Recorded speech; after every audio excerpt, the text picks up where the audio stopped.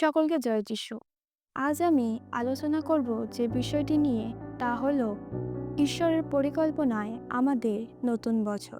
আমরা যদি বাইবেল দেখি, জিরোমিও তার 29 অধ্যায় 11 পদ, সেখানে প্রভু যিশু আমাদেরকে বলছেন, কারণ আমি জানি তোমাদের বিষয়ে আমার যে পরিকল্পনা আছে তা শান্তি, দুঃখের নয়, তোমাদের ভবিষ্যৎ ও আশা দান করবার পরিকল্পনা। প্রিয় ভাই ও বোনেরা, আজ প্রভু যিশু নতুন বছরের শুরুতে আমাদের একটি বার্তা দিতে চান।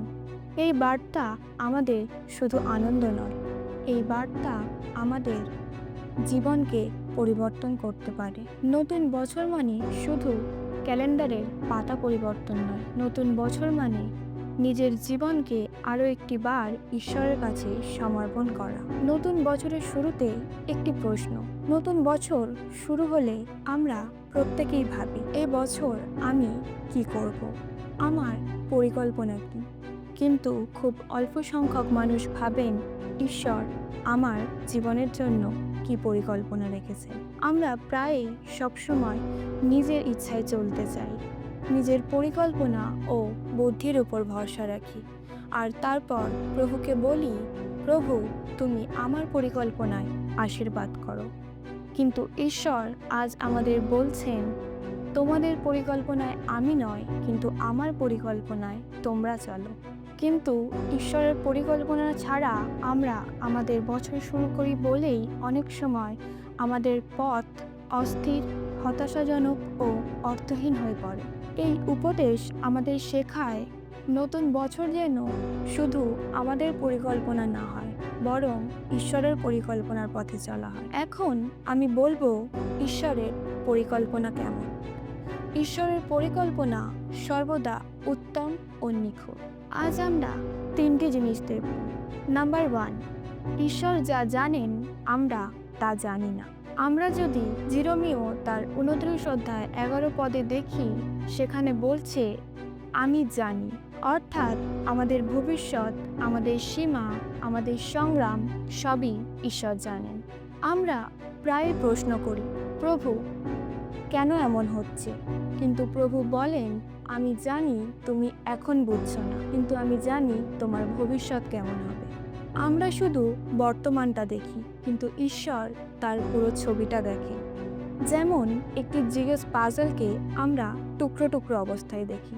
যতক্ষণ না সেটিকে সম্পূর্ণভাবে সাজানো হচ্ছে, ততক্ষণ আমরা তার পুরো ছবিটা বুঝতে পারি না, কিন্তু ঈশ্বর তার পুরো ছবিটা জানেন।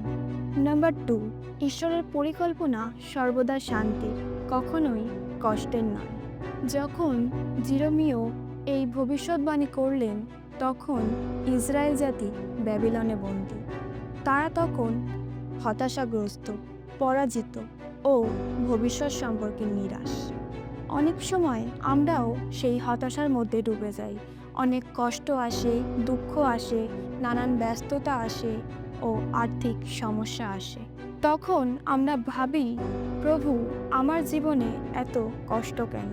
কিন্তু প্রিয় ভাই ও বোনেরা, ঈশ্বর কখনো বলেননি যে তার পথে চললে কষ্ট আসবে না। তিনি বলেছেন, কষ্টের মাঝেও আমার পরিকল্পনা শান্তির। ব্যাবিলনের বন্দিদশা ছিল ইসরায়েলদের কাছে শাস্তি, কিন্তু সেই শাস্তির মধ্যেই ছিল ঈশ্বরের পুনরুদ্ধারের পরিকল্পনা। ঈশ্বর তাদের বলেছিলেন, এটা শেষ নয়, আমি এখনো কাজ করছি। আমাদের জীবনেও এমন অনেক সময় আসে, সেখানে আমাদের মনে হয় সব শেষ, কিন্তু ঈশ্বরের পরিকল্পনায় কষ্ট কখনো শেষ কথা নয়। কষ্ট হলো আমাদের প্রস্তুতির পথ, আর শান্তি হলো গন্তব্য। অর্থাৎ পরিস্থিতি যতই কঠিন হোক, সর্বদা জানবেন ঈশ্বরের পরিকল্পনা ভালো উদ্দেশ্যে।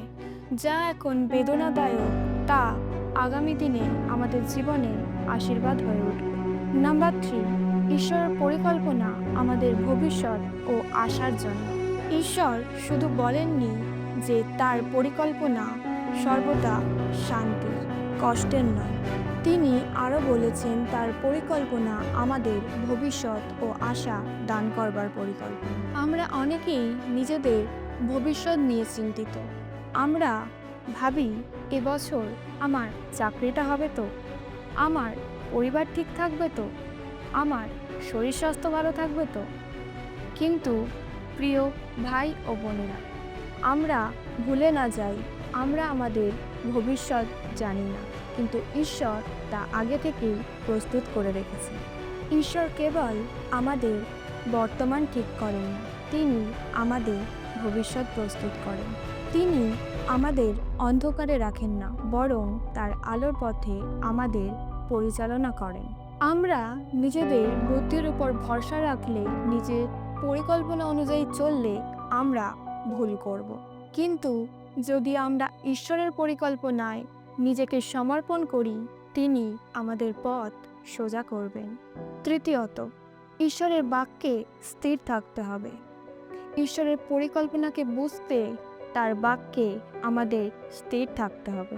গীত সংহিতা তার 119 অধ্যায় 105 পদে বলছে, তোমার বাক্য আমার পদক্ষেপের প্রদীপ, আমার পথের আলো। ঈশ্বরের জীবন্ত বাক্য বলছে, তার বাক্য আমাদের পথের আলো। যত আমরা তার জীবন্ত বাক্যকে অনুসরণ করব, তত আমরা তার ইচ্ছাকে বুঝতে পারব। আমরা একটি বাস্তব উদাহরণ দেখি, তাহলে আমরা বুঝতে পারব ঈশ্বরের পরিকল্পনা আমাদের বোঝার বাইরে। একজন মেয়ে ছিল, সে চাকরির জন্য বহু চেষ্টা করেও সফল হচ্ছিল না। মাসের পর মাস সে হতাশ হয়ে বলল, প্রভু, আমি কিছু বুঝতে পারছি না।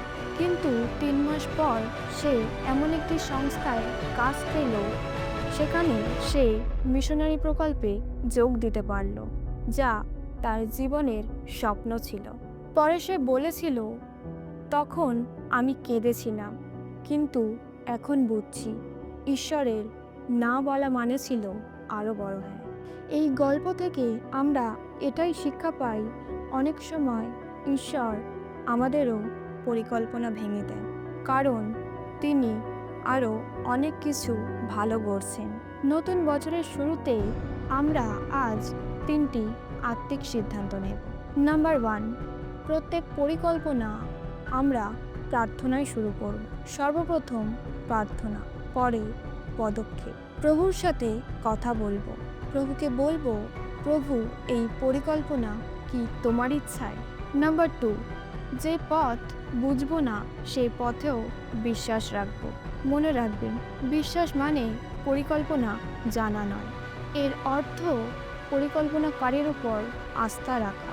আমাদের জন্য সেই পরিকল্পনাকারী হলো সেই প্রভু যীশু খ্রিস্ট, তার উপরেই বিশ্বাস রাখবো, আস্থা রাখবো।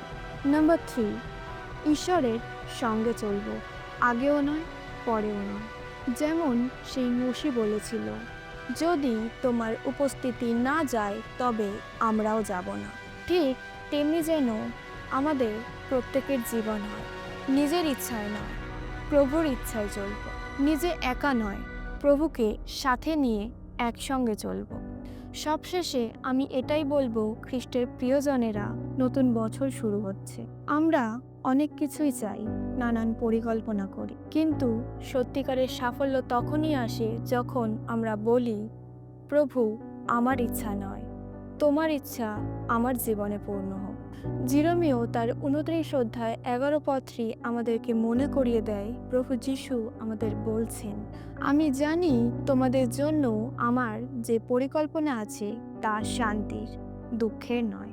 তাই এই বছর আমরা যেন প্রভুকে বলি, প্রভু, আমার জীবন, আমার সময়, আমার ভবিষ্যৎ সবই তোমার হাতে সমর্পণ করলাম। তাহলে এই নতুন বছর হবে আমাদের আশার, শান্তির ও আশীর্বাদের বছর। সকলকে জয় যিশু। ঈশ্বর তার নিজ বাক্যে প্রত্যেককে আশীর্বাদ করুক।